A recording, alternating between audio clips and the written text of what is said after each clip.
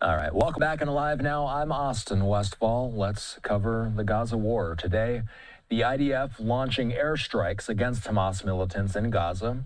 This brings the latest test of the ceasefire beginning back on October 10th. Prime Minister Benjamin Netanyahu's office saying that 5 senior Hamas members were killed. Health officials in Gaza, meanwhile, reporting at least 24 people killed and another 54 wounded, including children. Hal Kempfer is here. He's a retired Marine intelligence officer, national security analyst, and the host of the Strat podcast.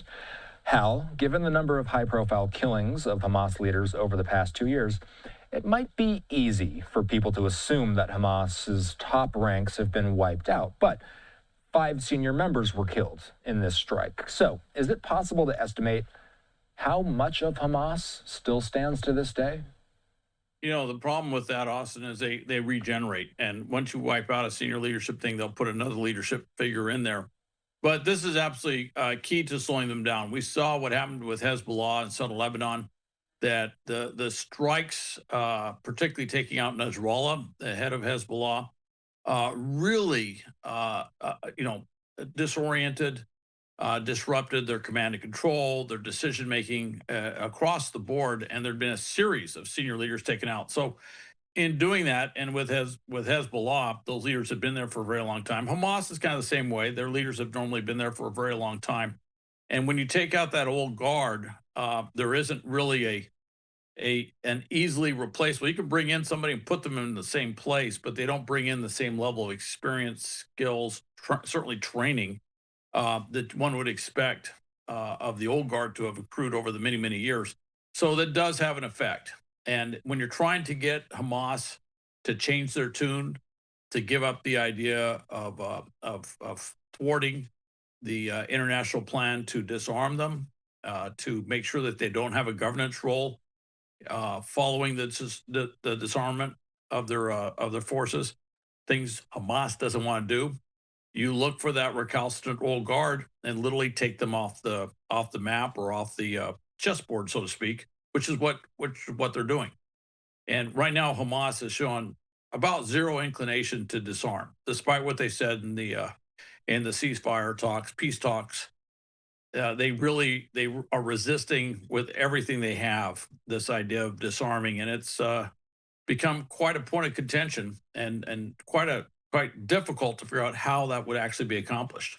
Live look at our camera overlooking a portion of the Gaza skyline. The time in Israel, by the way, just past 1 in the morning. The ceasefire still stands right now, Hal, but is there reasonable concern that a strike like this could be the type of thing that eventually puts, and I don't know if you just saw what I saw, tough for me to tell. It looked like, you know what, and I want to make something clear to the audience. That was video that just played. That was a video playback. That was not a live image. Back to the live image now. Sometimes our viewers are used to seeing strikes in real time. Again, I need to be clear. That was not a strike in real time. That was some video playback.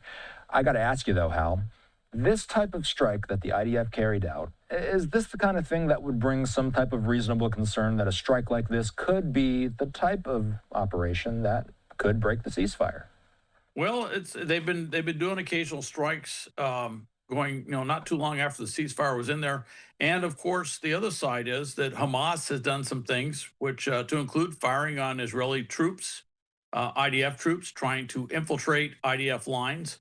They've been doing all of these things as well. So this is a response to what Hamas is doing, and when Israel sees them doing something that's a violation of what they agreed to, they usually strike. And so you're seeing a number of strikes, not the least of which was this drone strike that took out this moving vehicle. So that's going on. One of the things that's happening on the side is that the Israeli Defense Forces in Israel is clearly getting prepared for the idea that Hamas may not ever agree to disarm. And so what you're starting to see with not just Israel, but others working with Israel, is building the rebuilding effort of Gaza is focused in the Israeli-controlled zone. And they're kind of opening this up, saying to the Palestinians, hey, we have no way of securely doing reconstruction in the Hamas-controlled area, which they're supposed to give up control of. Therefore, we're going to build these things outside of the Hamas-controlled area in the Israeli-controlled area. And this is kind of a carrot approach of getting the Palestinians to depopulate those areas controlled by Hamas, which makes it easier for the IDF to explore other options to deal with Hamas, should Hamas never disarm and never give up control. So we do have much more to discuss. We are going to be bringing things back stateside here with Hal in a moment. We want to talk about the deployment of National Guard troops to the nation's capital. Specifically, we did hear earlier this week that a U.S. federal judge ruled that the Pentagon's deployment of the Guard in D.C.